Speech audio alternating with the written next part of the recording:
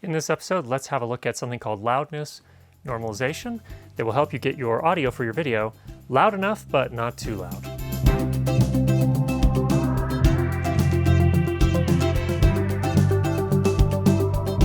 In this episode, we're going to break it up into two separate pieces because I'm sure we have two different audiences out there. Number one, for those of you that want to learn how to make your audio loud enough, but not too loud, because you've been struggling with getting it loud enough and you're not sure what to do next. You've recorded it as best you can.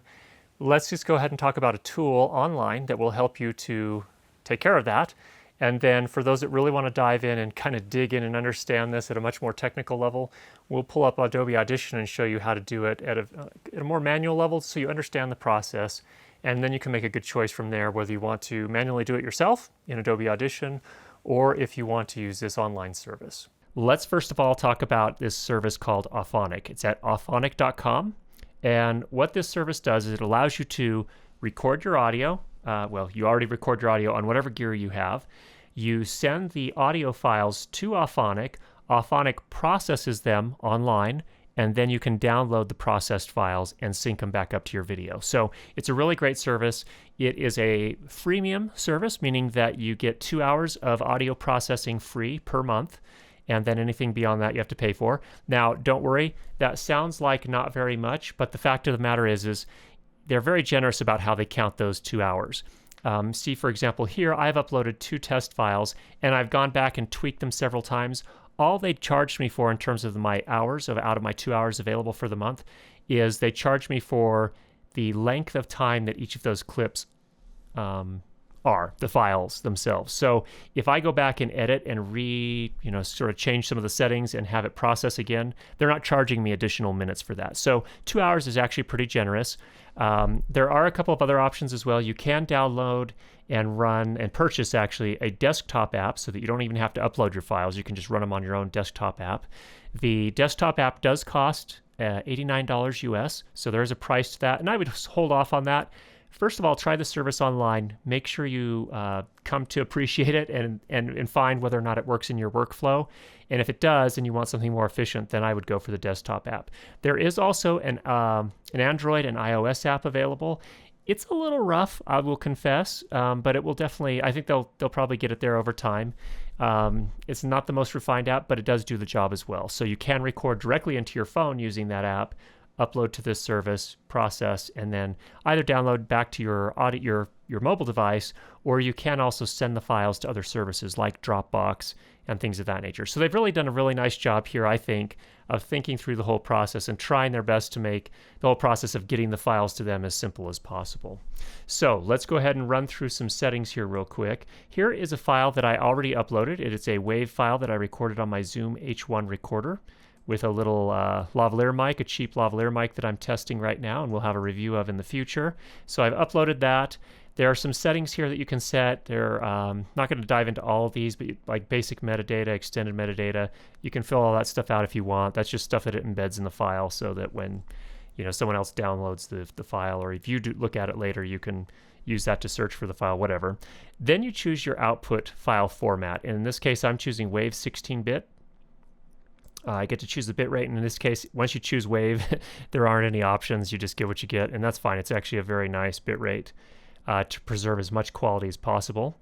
The file extension is going to be WAV. In my particular case, I recorded a mono file, so I checked the mono box, and then you give it an output file name, and it's as simple as that.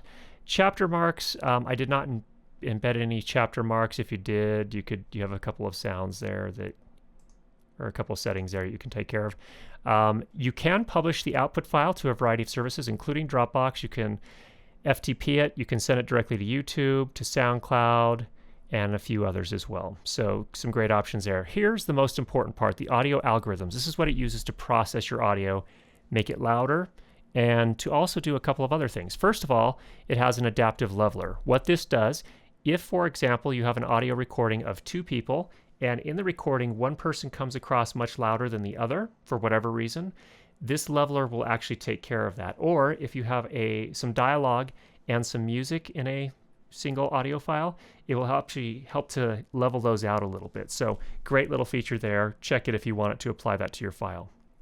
Now, here's the main thing that we're using this service for: loudness normalization. And what this does is it adjusts the overall perceived loudness. This is how people hear it, how loud it appears to people. And what you want to use this for is to get a consistent level of audio from episode to episode that you put out and that you upload online.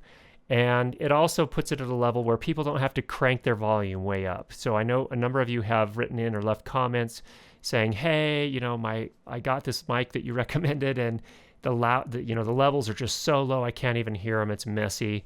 This will help take care of that. Now, this doesn't totally fix all the mistakes that you could possibly make recording. So if you didn't get your gain set right in the original recording, this will try to do its best to fix it, but you're still going to have to do your gain right and things of that nature. So we've covered that in other episodes, and we'll cover it again in the future. But this is not magical from the standpoint that it will take really crappy audio and make it sound awesome, but it is really, really effective at taking decently recorded audio and making it sound awesome at the right loudness level. So once you've checked loudness normalization, you get to choose the loudness target. Now, you'll want to choose somewhere between minus 16 LUFS and minus 24 LUFS. And I'm not going to go into great detail here. Minus 16 is going to be louder than minus 24. Normally, I'll choose minus 24. The reason I choose minus 24 is that is actually the loudness target set as a standard in the United States for TV broadcast. So there was recent legislation, I think within the last year and a half, 2 years, the Calm Act, I believe it was called, where they told broadcasters that when you display or you play stuff online over TV, you have to get your loudness target at minus 24 LUFS. And that applied to the commercials as well as to the programming. So instead of in the past where you would be watching a program, it would cut to a commercial and suddenly the commercial seemed like it was so much louder and it was really kind of annoying. Now they've taken care of that with this new loudness target. So that's what the minus 24 is. Minus 23 is the same thing, but for Europe. So the European Broadcast Union specified minus 23 LUFS. You're not really going to hear much of a difference between that. That's just the two standards that the two different regions chose. Either one of those I think is fine. Normally I'm choosing minus 24. Depends on your recording though.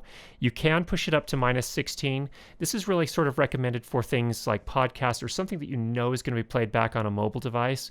I've actually watched the analytics on my channel, my YouTube channel, and most of you are still actually watching on computers, and some of you are actually watching on TVs as well.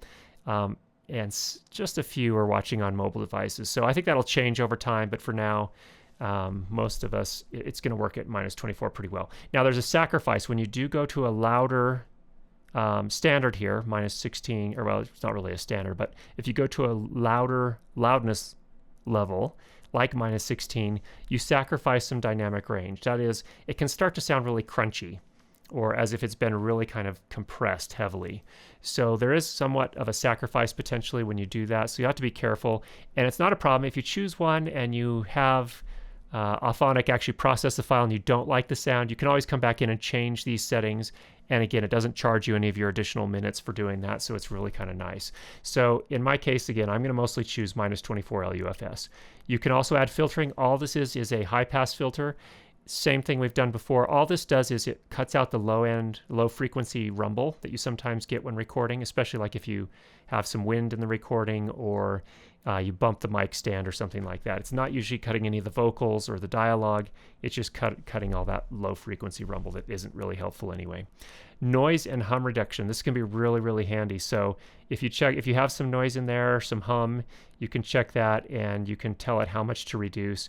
They recommend if you're not really sure what to set this at, go ahead and go with auto. You can, of course, be a little more specific, and you could say, hey, just don't reduce the hum or the noise by any more than 6 dB, or you can get a lot more aggressive than that. So those are your options there. Once you've done that, you just click Start Production, and it sends your file to Q, and it processes it. And here's mine. I didn't actually change any of the settings there, so it didn't actually change.